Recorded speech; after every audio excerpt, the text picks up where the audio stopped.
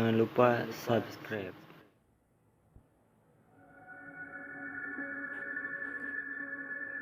Wajahnya tampak begitu pucat.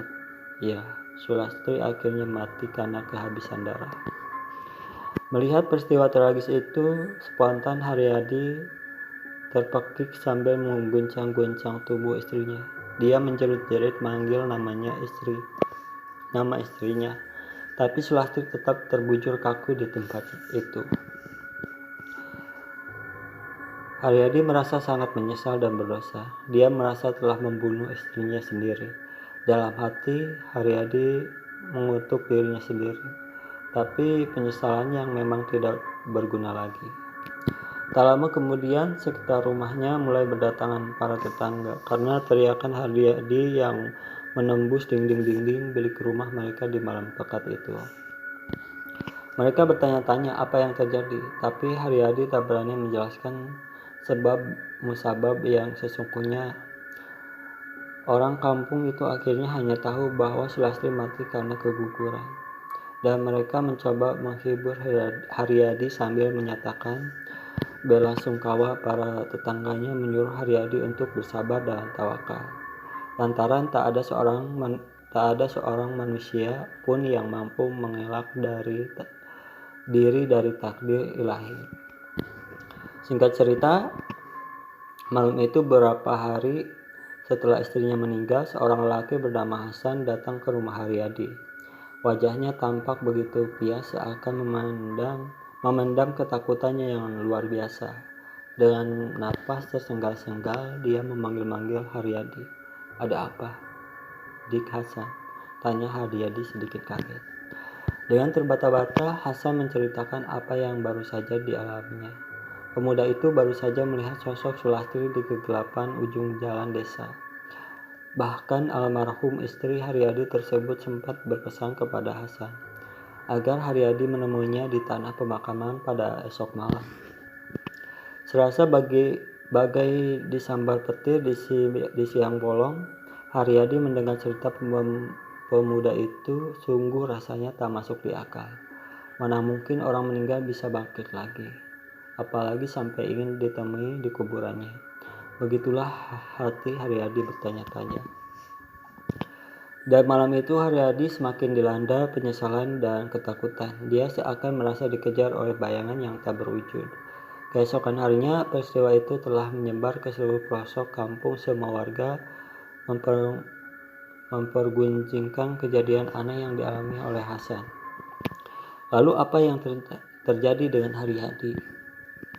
Mulanya Haryadi tak mau memenuhi permintaan almarhum istrinya itu. Namun atas bujukan orang kampung, dengan penuh rasa takut dan bersalah yang luar biasa, akhirnya dia mau mengunjungi makam istrinya. Malam itu udara agak lembab, langit tampak hitam pekat, seakan bintang-bintang segan menampakkan diri. Angin bertiup agak kencang, membuat bulu kunduk Haryadi dan orang kampung pesisir Selat Sunda yang mengawalnya meramang tak terkendali. Batu-batu nisan di perkuburan itu bagaikan bayangan tangan setan yang siap mencekam siapa saja. Lolongan anjing yang terdengar melengking panjang di kejauhan seolah memberi tanda bahwa sebentar lagi akan terjadi sesuatu mengerikan. Dengan penerangan obor, orang kampung mengantarkan Haryadi ke pemakaman Sulastri. Dari jarak sekitar 3 meter, mereka melepaskan Haryadi yang dengan kaki gemetar terus mendekati makam istrinya.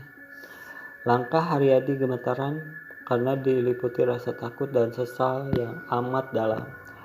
Api obor yang dibawanya bergerak lemah ke kiri dan ke kanan, tertiup angin yang terasa lebih kencang. Sementara itu, lolong anjing kian jelas memecah kesunyian malam seperti memberi isyarat maut bagi Haryadi. Sewaktu kaki Haryadi telah menginjak ujung makam, tiba-tiba tampak asap putih muncul dari kepala makam. Asap itu mulainya tipis saja, tapi kian lama kian menggumpal jelas. Beberapa detik berselang dari gumpalan asap tebal itu menjelma sosok Sulastri, berdiri dengan wajah yang sangat muram. Dia memandang Haryadi dengan mata penuh penyesalan dan pengharapan. Kemudian terdengar suara halus dan lirih. "Kang, Lastri tidak tahan oleh ajab kubur yang kini ku alami. Lastri minta pengertian Akang. Lastri mohon agar Akang mau menemani Lastri untuk sama-sama merasakan penderitaan yang aku rasakan. Aku tidak sanggup menanggungnya seorang diri. Kang, bukankah dulu Akang pernah berjanji mau merasakan suka dan duka bersamaku? Mau kan, Kang?" ucapnya. Darah yang mengalir di tubuh Haryadi seolah berhenti seketika. Dia diam tak bersuara. Dia merasa tak mungkin mengabulkan pengharapan almarhum istrinya. Sebenarnya seperti itulah dulu perasaan Sulastri tak kala dituntut mengabulkan permintaan Haryadi untuk menggugurkan kandungannya.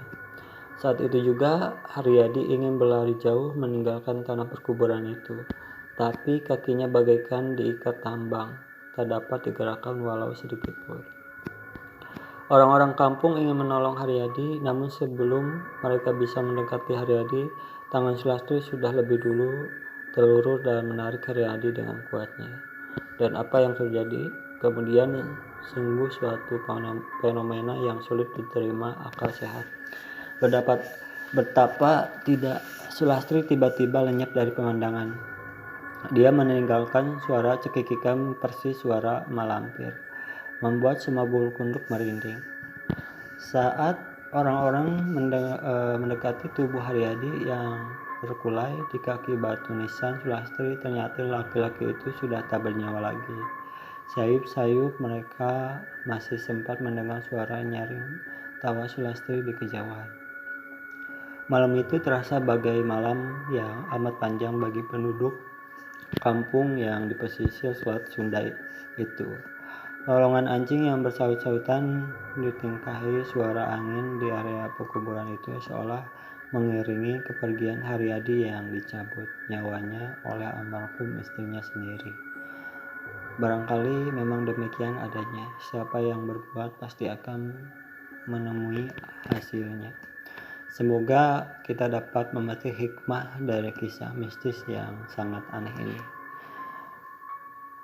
Dan satu lagi, itu tergantung kalian percaya atau tidak percaya, itu tergantung kalian. Dan terima kasih yang udah melihat atau mendengarkan di video ini. Tinggalkan like, comment, share, dan subscribe. Dan jangan lupa juga nyalain loncengnya biar gak ketinggalan jika ada video-video baru di channel ini.